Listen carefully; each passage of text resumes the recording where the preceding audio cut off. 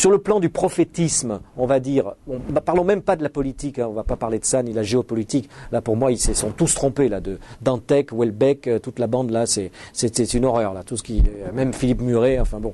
Mais ce que je veux dire, c'est que cette espèce de prophétie qu'il affiche, Michel, comme étant que l'avenir de la France sera son tourisme, et que les étrangers viendront parce qu'il y aura à nouveau un goût du terroir, et que ce serait Jean-Pierre Pernaut, vraiment l'avenir de la France, et bien sûr que non, tout sera bouffé, englobé par l'immense mondialisation de plus en plus galopante, et de la même façon qu'il s'est trompé en prédisant très rapidement une obsession de la population pour les embryons congelés ou les naissances artificielles, et le clonage.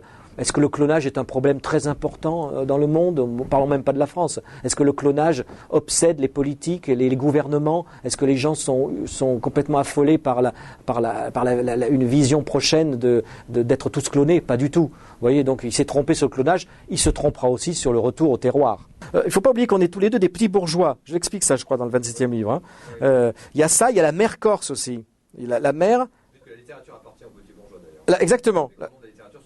C'est vrai. Les autres sont des exceptions. Les grands bourgeois ou les aristocrates, il y en a très peu. Tandis que les petits bourgeois, ils sont tous petits bourgeois. Alors, on va citer des exemples prestigieux qui nous ont précédés, mais hein, vous les connaissez tous. De même Baudelaire, Rimbaud, Léon Bloy, Céline, tout ça, c'est tous des petits bourgeois. Et il faut pourquoi? Parce que nous on est des impolis, on va dire.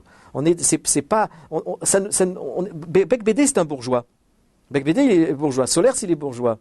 Vous voyez, c'est-à-dire qu'il y a des choses qui ne se font pas chez eux. Ils ont une éducation de trucs qui ne se font pas. Vous voyez, alors que, par exemple, un jour, on était dans une soirée avec Michel, et Allier a déposé son cigare, son mégot de cigare, il l'a écrasé dans un cendrier, et quand il avait tourné le dos, Michel l'a pris et l'a rallumé et l'a fini. Voilà, mais personne ne peut faire ça si c'est pas un petit bourgeois.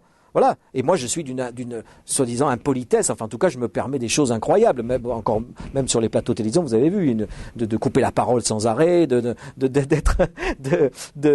n'ai pas, ça vient d'où? Ça vient d'une espèce de révolte, je pense, de la mère. C'est-à-dire qu'on s'est révolté contre l'éducation rigide, à la Corse, quand même, de nos deux mères respectives. Et c'est ce que j'explique dans le 27e livre, c'est que l'écriture vient souvent d'un combat contre la censure de la mère, contre la sévérité de la mère. Voilà. Chez lui, c'est vraiment flagrant, et chez moi aussi. Et, moi, ma mère est très importante dans tous mes livres. D'ailleurs, Je suis mort finit par une lettre que le narrateur a écrit à sa mère pour lui expliquer sa disparition. Bicos Goncourt, on lui a dit, fais gaffe, là, il faut que tu enlèves ce côté agressif. Donc, il est gentil avec tout le monde. Il trouve que tout le monde est formidable. Il fait des compliments à tous les journalistes. Tout le monde est adorable avec lui. Il n'a qu'une vision en amouré de l'humanité. Bon, voilà. Mais ça va lui reprendre. De toute façon, moi, j'ai confiance dans les mauvais côtés du petit bourgeois, si vous voulez. Ça ressort toujours, hein, à un moment donné. La colère et la fulmination.